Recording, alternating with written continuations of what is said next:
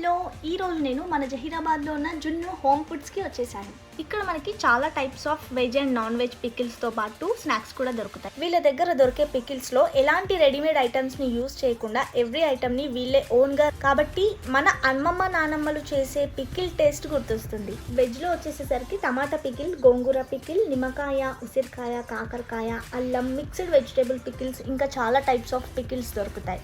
అలాగే నాన్ వెజ్లో mutton and chicken pickles దొరుకుతాయి. ఎంతో హెల్దీ అయిన డ్రై ఫ్రూట్స్ లడ్డు, రాగి మురుకులు, బీట్రూట్ మురుకులు, ఇంకా చాలా వెరైటీస్ ఆఫ్ స్నాక్స్ ఇక్కడ దొరుకుతాయి.